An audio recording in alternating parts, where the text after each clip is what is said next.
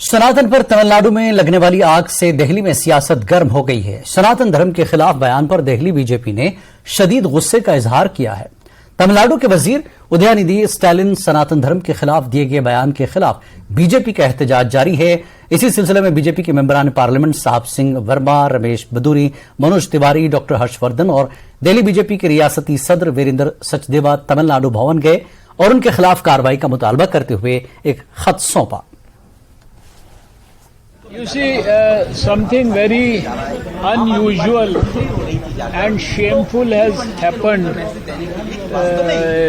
in the last 24 hours in Tamil Nadu, whereby a minister of Tamil Nadu, who also happens to be the son of the chief minister, whose party happens to be part of the latest opposition alliance called India, has abused and insulted and has said very derogatory words against the Sanatan Dharma and the Sanatan Sanskriti.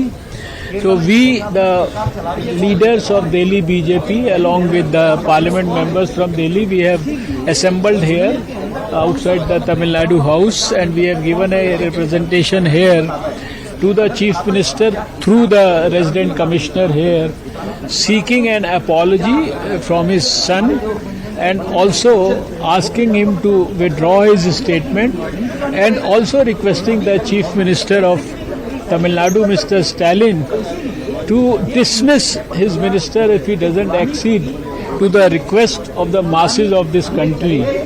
This is what we have come here for. I would also simultaneously like the leaders of the new opposition alliance called INDIA to give statement to the people of India whether they support the statement of the Minister of Tamil Nadu or whether they are against it. We demand one thing. The statement given by Udayanidhi Stalin is very harmful for the country, very shameful. And we demand in the letter, Mukhyamantri Stalin publicly announce his apologies and suspend his son from the ministry, because the allegation on Sanatan Dharma is not tolerable. The people of India not tolerate these things, and we demand this. The Mukhyamantri Stalin just apologize the thing and suspend our Udayanidhi Stalin for the ministry. We will examine all legal options. We are already into it, and we will not accept this insult of 100 crore Sanatan Dharmis of the country. If Stalin does not apologize within a reasonable time, say a day or two, we will examine going to court. Tamil Nadu के CM MK Stalin के बेटे और वजीर उदयनिधि स्टालिन के सनातन के बारे में बयान पर सियासी हलचल थमने का नाम नहीं ले रही है। इस पर बीजेपी ने इंडिया इत्तेहाद के लीडरों की खामोशी पर सवालात उठाए। पार्टी के एमपी रविशंकर प्रसाद ने उदयनिधि के बयान को सनातन की तौहीन करार दिया और इन लीडरों से अपनी खामोशी तोड़ने का मुतालबा किया। हमारे साथ बीजेपी के वरिष्ठ नेता रविशंकर प्रसाद, उनसे हम बात करते हैं। सर, जिस तरह से स्टालिन का बयान आया हुआ है, कैसे देखते हैं? सनातन धर्म को लेकर के उन्होंने सवाल खड़ा किया है। सवाल नहीं खड़ा किया है, उसकी तुलना डेंगू और मलेरिया से की है। जैसे उनको हटाना जरूरी है, इसको हटाना जरूरी है। क्यों सोनिया गांधी खामोश है? क्यों राहुल गांधी खामोश है? क्यों खड़गे जी खामोश है? क्यों नीतीश कुमार खामोश है? क्यों तेजस्वी यादव खामोश है? अपने पिताजी लालू जी को लेकर सिद्धिविनायक मंदिर गए थे ना मुंबई में, तेजस्वी जी। दिखावा था क्या? राहुल गांधी मंदिर मंदिर घूमते हैं ना वोट के लिए कि मैं भी हिंदू हूं, अपना गोत्र बताते हैं। दिखावा है क्या? ये बहुत। और बाला साहब ठाकरे के पुत्र उद्धव ठाकरे, आज तो कहां उनकी आत्मा विचलित होगी कि मेरा पुत्र खामोश है। शरद पवार बड़े नेता हैं। मैं इन नेताओं को एक ही बात कहूंगा, सनातन का अपमान नहीं सहेगा हिंदुस्तान। कृपया करके अपना स्टैंड क्लियर करें। और सनातन तो शाश्वत है, स्थायी है। आज इंग्लैंड का एक प्रधानमंत्री अपने को सनातनी हिंदू कहता है, बताइए। और यहां ये लोग क्या क्या करते हैं। ये बहुत पीड़ादायक है। लेकिन सर पी चिदम्बरम के जो बेटे हैं कार्ति चिदम्बरम, उनका साफ तौर पे कहना है कि जो भी स्टालिन ने कहा वो कोई कुछ गलत नहीं कहा। जो व्यक्ति भ्रष्टाचार में ट्रायल फेस कर रहा है उसकी चर्चा छोड़ दीजिए आप। इसके साथ ही बीजेपी लीडर अनुराग ठाकुर ने अपोजिशन पर हमला बोला। उन्होंने कहा कि सनातन सनातन था, सनातन है और रहेगा। उन्होंने कहा कि अपोजिशन पोलराइजेशन की सियासत कर रही है और जिन्होंने सनातन को तबाह किया वो खत्म हो गए। ये भी कहा कि हिंदुओं को खत्म करने का ख्वाब चकनाचूर हो गया है। रामनामी का जुलूस अगर बंगाल में निकलता है तो बम और गोली चलाई जाती है। बिहार में रामायण पर और मां सीता पर अपशब्द कहने वाले और यूपी में ये घमंडिया गठबंधन के नेता नहीं थकते। हिंदू आतंकवाद कहने की होड़ कांग्रेस में एक के बाद दूसरे नेता की लगी है। आखिर इनकी मंशा और मानसिकता क्या है? ये राजनीति के लिए इतना नीचे गिर जाएंगे कि सनातन धर्म को खत्म करने की बात करेंगे, हिंदुओं को कुचलने की बात करेंगे, हिंदू आतंकवाद की बात कहेंगे।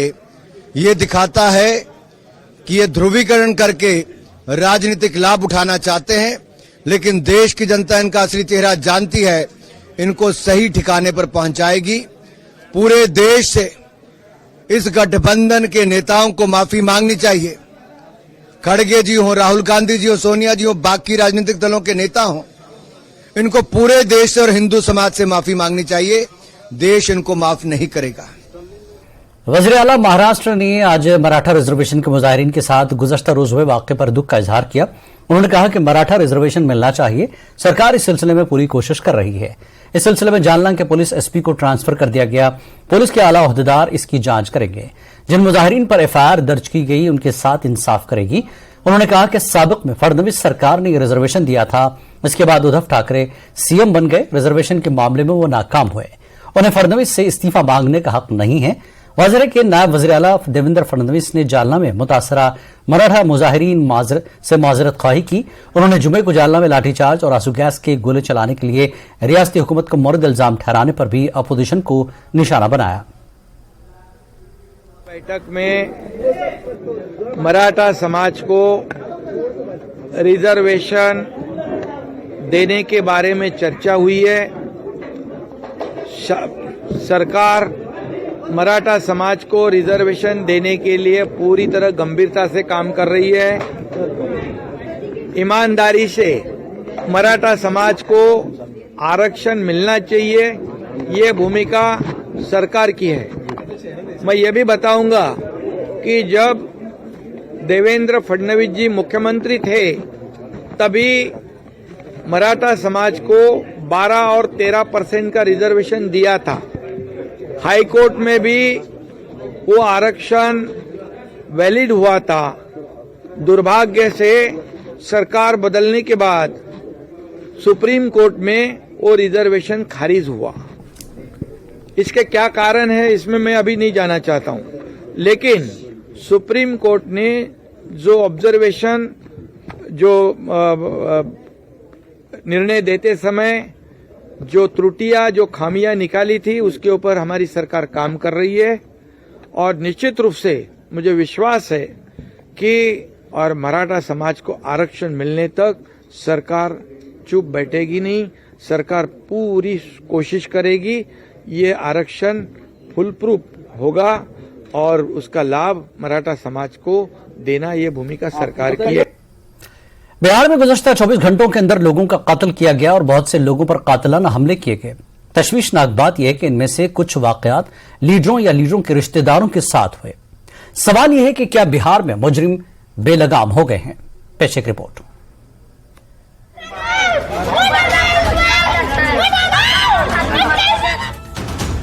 पिछले 24 घंटे के अंदर अपराधियों ने बिहार में अपराध का नंगा नाच नाचा है। नालंदा में पूर्व केंद्रीय मंत्री और बीजेपी नेता आरसीपी सिंह के रिश्तेदार को गोली मार दी गई, तो बेतिया में बीजेपी के नेता सोनू की हत्या कर दी गई और उसके साथी को चाकुओं से गोद डाला गया।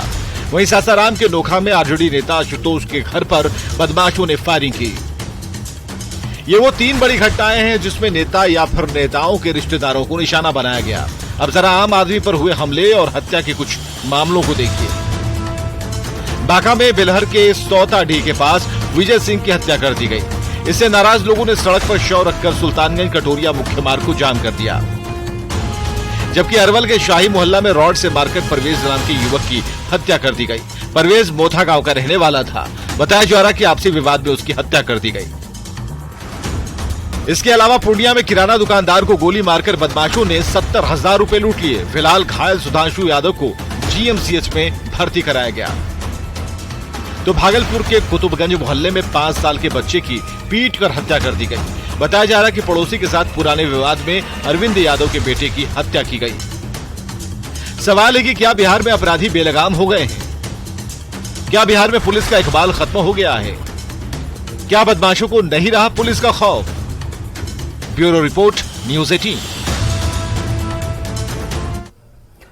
उड़ीसा के रायगढ़ जिले में एक बस पर हाथी के हमले की एक खौफनाक वीडियो वायरल हुई। वीडियो में वाज़ेह तौर पर देखा जा सकता है कि हाथी ने बस को रोककर बस का शीशा तोड़ दिया और पूरी ताकत से बस को धक्का देने की कोशिश की। उड़ीसा में बस पर हाथी के हमले के बाद लोगों को महज खौफ-ए-हरास की हालत में भागते हुए देखा गया। यह मुसाफिर बस जो आंध्र प्रदेश के पार्वतीपुरम से उड़ीसा के रायगढ़ जिले के कल्याण सिंहपुर आ रही थी। वीडियो में नजर आने वाला हाथी गुस्से में था और तकरीबन 10 मिनट से ज्यादा हंगामा करता रहा। ख्याल किया जाता है कि हाथी पड़ोसी आंध्र प्रदेश में करीबी जंगलात के इलाके से सड़क पर भटक गया था। हाथियों के इस तरह के हमले आजकल आम हो चुके हैं क्योंकि जंगलों की कटाई और कमी की वजह से ये हाथी खुराक या पनाहगाह की तलाश में इंसानी बस्तियों में घूमते नजर आते हैं। यहां रुकेंगे एक छोटे से ब्रेक, ब्रेक के बाद फिर लौटते हैं।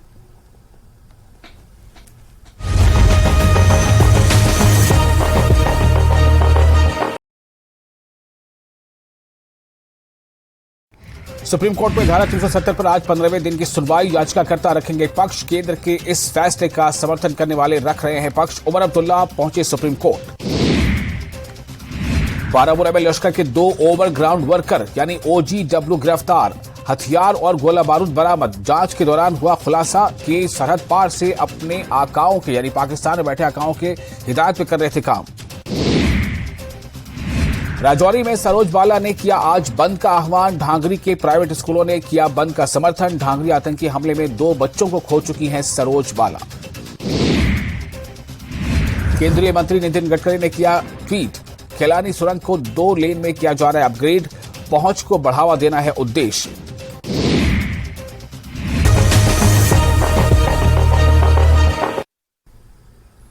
देश प्रदेश में एक बार फिर आपका स्वागत है। इस साल राजस्थान में होने वाले असेंबली इंतखाबात में दिल्ली के हुक्मरान आम आदमी पार्टी भी मैदान में है।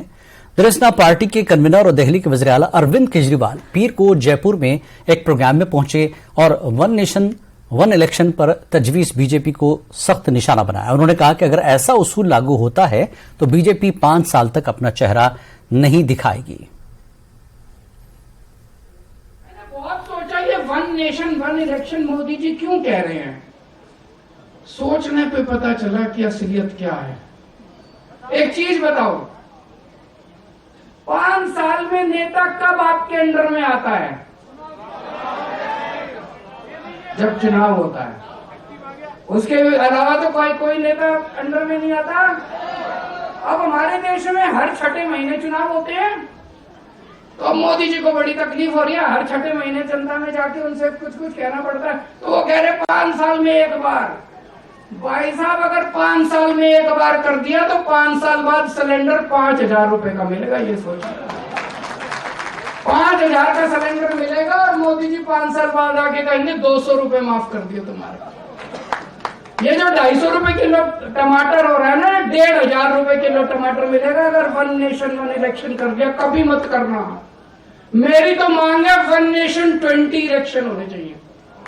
हर तीसरे महीने चुनाव होना चाहिए। हर तीसरे महीने चुनाव होगा, कम से कम ये कुछ तो देके जाएंगे, है कि नहीं है? नहीं तो ये शक्ल नहीं दिखाएंगे अपनी। 5 साल शक्ल नहीं दिखाएंगे। ये घूमेंगे पूरी दुनिया में घूमते फिरेंगे, हमारे को शक्ल नहीं दिखाएंगे। ये इंडिया में तो 5 साल बाद ही आएंगे फिर ये। तो वन नेशन हर साल 4 बार चुनाव, हर 3 महीने में चुनाव होने चाहिए। हर साल 4 बार चुनाव होने चाहिए। कभी छत्तीसगढ़ का, कभी राजस्थान का, कभी मध्य प्रदेश का, कभी महाराष्ट्र का। शक्ल दिखाने तो आएंगे, कुछ तो करेंगे ये हमारे लिए।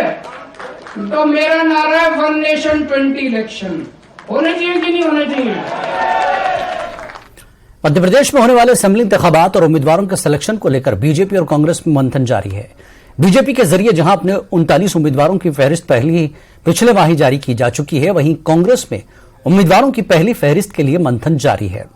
उम्मीदवारों के सिलेक्शन को लेकर कांग्रेस स्क्रीनिंग कमेटी का भोपाल में इनेकाद किया गया। स्क्रीनिंग कमेटी में एमपी कांग्रेस सदर कमलनाथ के अलावा स्क्रीनिंग कमेटी के चेयरमैन भंवर सिंह और कांग्रेस के दूसरे सरकर्दा लीडरों ने शिरकत की।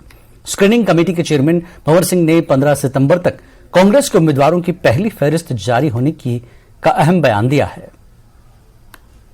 वो उसके ऊपर चर्चा नहीं, मैं तो देखिए स्क्रीनिंग नहीं देखिए मैं देखिए मेरा काम जो मेरा मैंडेट है वो उसकी इधर उधर नहीं भटकता वैसे। जी क्या कुछ निर्णय नहीं हुए हैं या कुछ प्रत्याशी? देखिए आज तीसरा दिन है स्क्रीनिंग की हमारी जो पूरी टीम है, जिसमें हमारे आज लल्लू जी भी हमारे साथ आज हैं, और बहुत जोश जो है, बहुत संगठन के अंदर बहुत लोगों को खुशी है, क्योंकि पहली बार ऐसा हुआ है कि जो ग्रास रूट के लीडर्स हैं, हमारे जिलाध्यक्ष हैं, हमारे प्रभारी हैं, और जो फील्ड के अंदर जो काम करने वाले हैं वो एक स्क्रीनिंग कमेटी के सामने आकर अपनी बात रख रहे हैं, एक फीडबैक हम ले रहे हैं।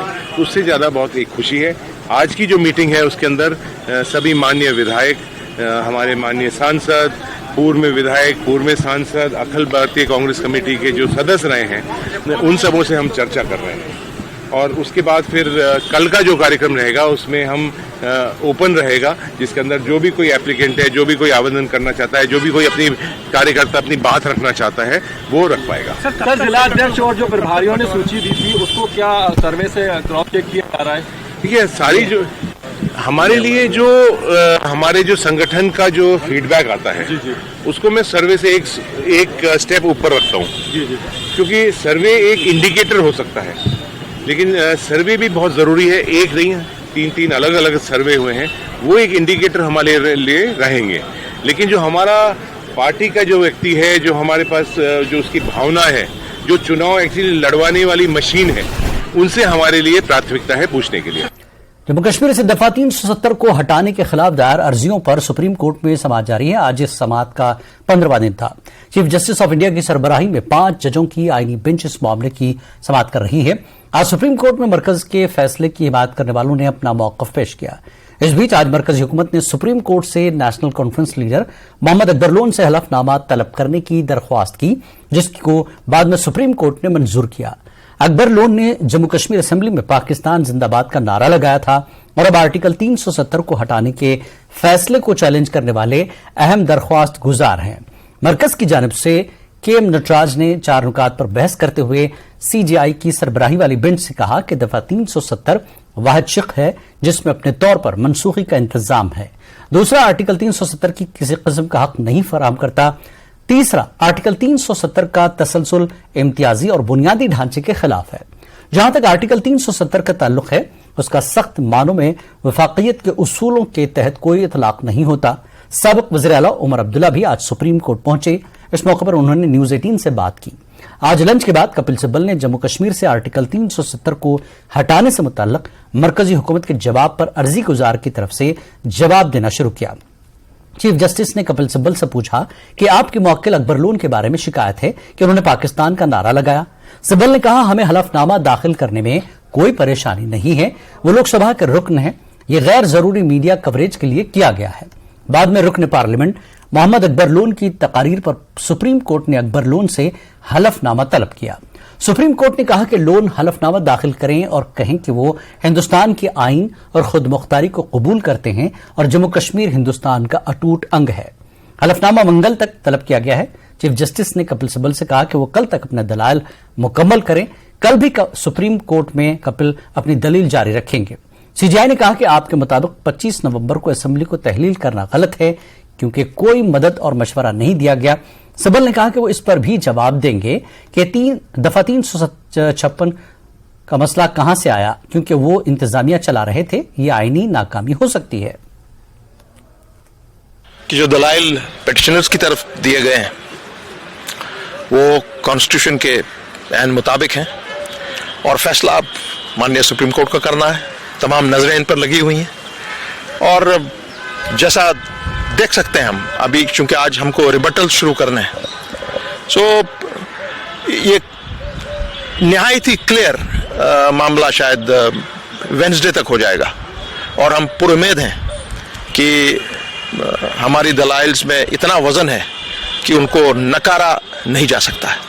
दो काउंटर जो बड़ी दलीलें हैं वो कहीं ना कहीं मुखालिफ फरीक की तरफ से, मरकजी हुकूमत की तरफ से रखी गई। एक तो यह कि जब जम्मू कश्मीर का इल्हाक हुआ था तो वो पूरे तौर से बिला शर्त हुआ था और पूरे तौर से इल्हाक हुआ था, और फिर एक काउंटर दलील जो कश्मीरी पंडितों की तरफ से रखी गई, अगर कुछ कमी भी रह गई थी तो 5 अगस्त 2019 को पूरी कर ली गई।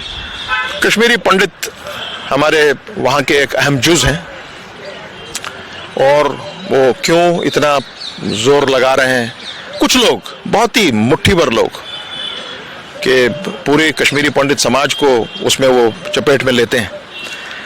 और जहां तक आप बात कर रहे हैं कि जो भी अब मामला है, द केस इज हमारे हिसाब से totally loaded in favour of the petitioners, इसमें कोई दो राय ही नहीं है। National Conference leader Omar Abdullah ने अकबर लोन मामले पर कहा कि जो 2018 में कहा गया वो आज 2023 में एक मुद्दा बन गया। तब वो असेंबली में बीजेपी के स्पीकर थे, उन्होंने कोई कार्रवाई क्यों नहीं की? आज बीजेपी परेशान है और मामले को मोड़ने की कोशिश कर रही है। उमर अब्दुल्ला ने कहा कि कल कोर्ट में अकबर लोन हलफनामा दाखिल करेंगे। असेंबली चुनाव के बाद देखेंगे बीजेपी को कितनी सीटें मिलेंगी। क्रोनोलॉजी समझ लीजिए, 18 में हुआ, स्पीकर बीजेपी के थे, क्या एक्शन लिया उन्होंने?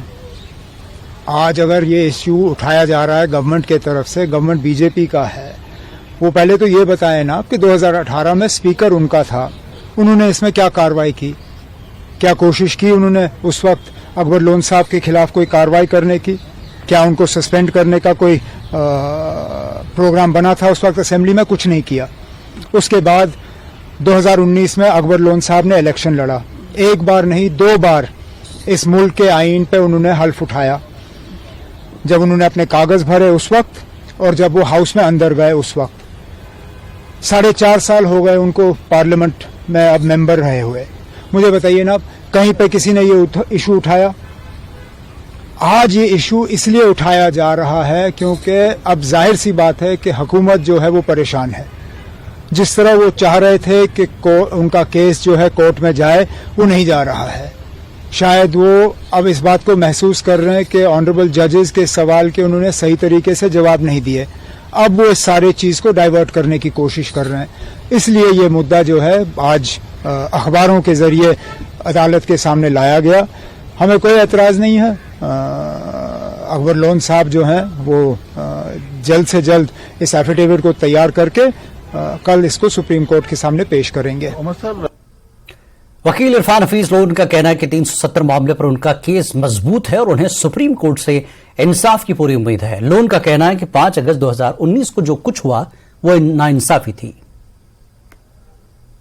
सुप्रीम कोर्ट में आर्टिकल 370 और 35A को लेकर जो समाज चल रही है उसका आज काफी अहम दिन है, क्योंकि आज से काउंटर दलीलें शुरू हो रही हैं। We are hopeful people of Jammu and Kashmir will get justice, उनको इंसाफ मिलेगा जम्मू कश्मीर के आवाम को।